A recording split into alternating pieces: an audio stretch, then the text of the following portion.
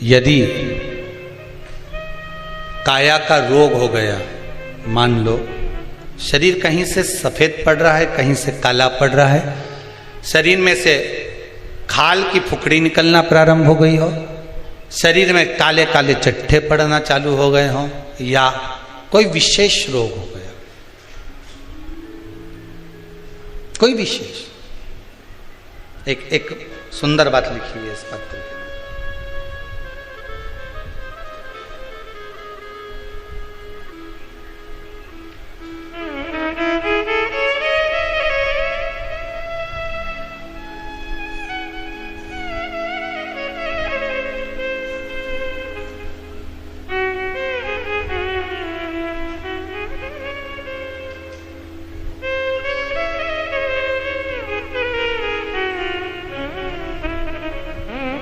इसी पत्र में लिखा है,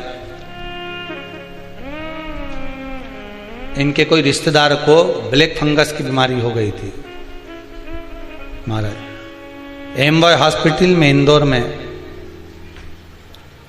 दिखाने के बाद भर्ती करा गया।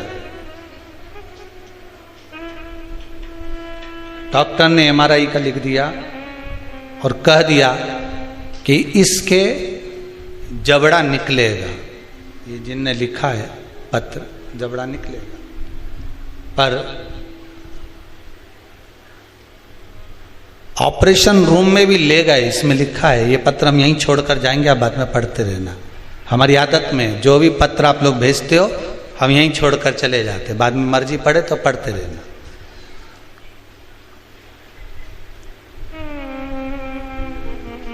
डॉक्टर ऑपरेशन रूम में ले गए और ले जाने के बाद बाहर जो बैठे थे उन्होंने श्री शिवाय नमस्तुभ्यम का जाप करना प्रारंभ करा, शिव पुराण पर विश्वास रखा। डॉक्टर बाहर आकर बोलता है कि जो पस भरा था हमने वो निकाल दिया, जबड़ा निकालने की जरूरत नहीं है और श्रेष्ठ है। यही शिव है, शंकर है ही है। अकाल मृत्यु वो मरे जो काम करे चंडाल का, काल उसका क्या बिगाड़े जो भक्त हो महाकाल का। शरीर में रोग है, बीमारी है, काया बेकार हो रही है, तो सीधी सीधी बात शिव महापुराण की कथा कहती है। सुंदर आनंद में श्रवण कर कर आप अपने जीवन को, ये पूर्णिमा शिव महापुराण की कथा कहती है। शरद पूर्णिमा आ रही है, कुछ नहीं करना, पीपल का एक पत्ता, उस पत्ते पर थोड़ा सा चावल, थोड़ा सा चावल, पूर्णिमा की रात्रि को अपने हाथ में लेकर, अपने नयनों से लगाकर, शरीर पर से स्वयं उतारकर उसको दरवाजे के पास रख दीजिए। पूर्णिमा की रात्रि को पूर्ण होने पर उस चावल को दूसरे दिन सूंघ कर बहते हुए पानी में डाल दीजिए। महाराज कितने भी रोग से ग्रसित हो गए, पीपल का एक पत्ता 52,000 ब्राह्मण की साक्षी कराता है। महाराज बहुत ध्यान देना, पीपल के वृक्ष में स्वयं नारायण का, मेरे कृष्ण का वास है।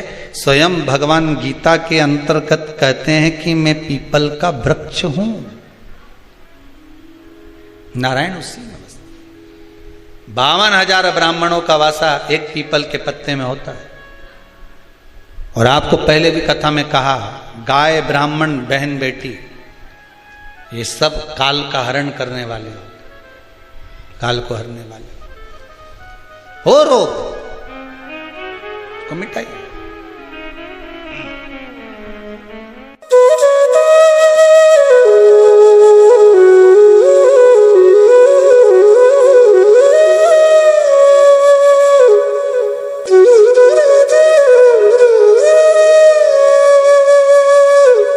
सावधानी से सुनना, एक प्रश्न हमारे भीतर खड़ा होता है।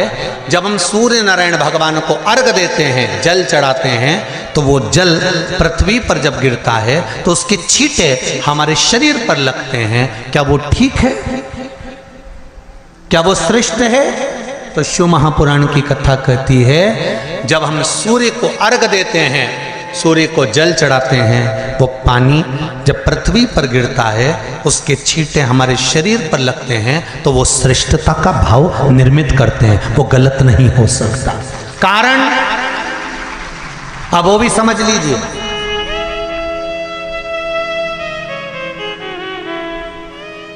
अब सूर्य नारायण भगवान को आप जल चढ़ा रहे हो तो छींटे नहीं लगे, उसके लिए क्या स्टूल पे चढ़ के चढ़ाओगे कि कुर्सी पे चढ़ के चढ़ाओगे? अरे बोलो तो सही। अब कई लोगों के दिमाग में यह बात भरा गई कि हम भगवान को जल चढ़ाते हैं, वो हमारे शरीर में छींटे लगते हैं, जमीन पे से पानी गिरता है, वो हमारे शरीर को छींटे लगते हैं, भगवान को अच्छा नहीं लगता होगा। कौन ने कहा? पहले तो उसको पकड़ के ला।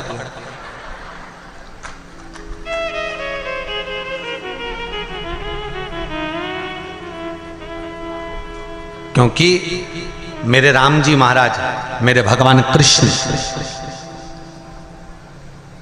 बड़े बड़े संत, साधु, सन्यासी, तपस्वी, साधक, उपासक जितने भी हुए, जिन्होंने सूर्य की आराधना करी, इन्होंने टेबल पे चढ़कर या कुर्सी पे चढ़कर जल नहीं चढ़ाया, इन्होंने पृथ्वी पर खड़े होकर ही, क्योंकि पृथ्वी तत्व के देव हैं शिव। जब हम मृत्यु लोक पर खड़े होकर, पृथ्वी पर खड़े होकर भगवान शंकर का भाग पृथ्वी तत्व को धारण कर कर जल को हाथ में लेकर जब समर्पित करते हैं, और जो जल नीचे गिरता है वो शरीर पर अगर लगता है तो हमको उसका आशीर्वाद ही प्राप्त होता है, दोष नहीं लगता। पर लोगों ने इसको विपरीत कर दिया। कि कौन ने विपरीत करा? कई लोगों ने इसको विपरीत कर दिया।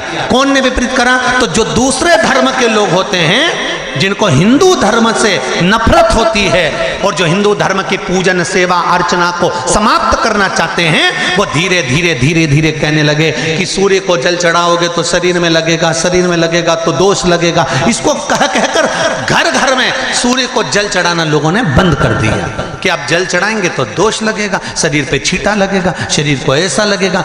ये दोष नहीं है। कितनी सुंदर बात है महाराज।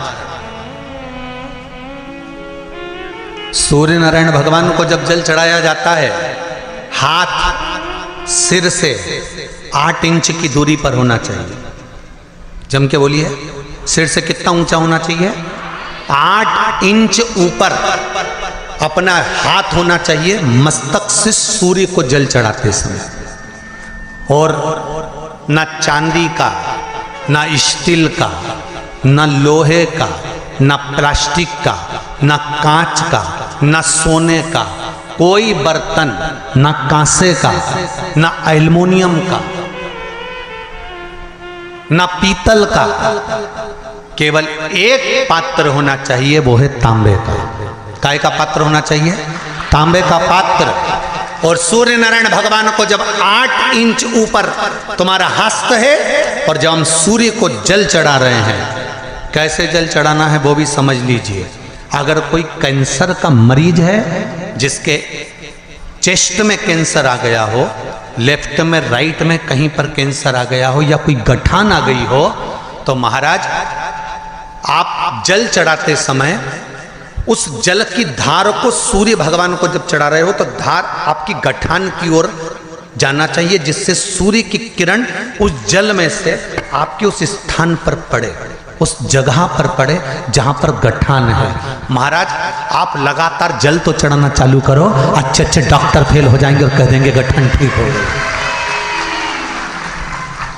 आपका लीवर और किडनी गड़बड़ कर रहा है, आप प्रतिदिन, आपका स्वास्थ्य गड़बड़ रहता है, आप प्रतिदिन ये ज्योतिष शास्त्र के अंतर्गत, रत्न शास्त्र के अंतर्गत, ये रत्न शास्त्र, ज्योतिष शास्त्र, रंग शास्त्र जो हमारे यहाँ है, रंगों के हिसाब से ये जितने रत्न होते हैं, माणिक हुआ, सोन, मोती हुआ, नीलम हुआ, मूंगा हुआ, पुखराज हुआ, ये क्यों कहते हैं ये पीला है, ये सफेद है, ये नीला है, ये लाल है, इसको शरीर में क्यों पहनाते हैं? उसका कारण होता है कि जब शरीर में पहनते हैं, सूर्य की किरण उसमें पड़ती है, हमारे शरीर पर वो कलर का इफेक्ट पड़ता है, उस कलर को शरीर पर लगता है, और शरीर पर लगता है तो हमारा शरीर धीरे धीरे, हमारी जो इंद्रियां हैं वो सही होने लगती हैं, काम सही होने लगता है। तो आप कहते हो ना,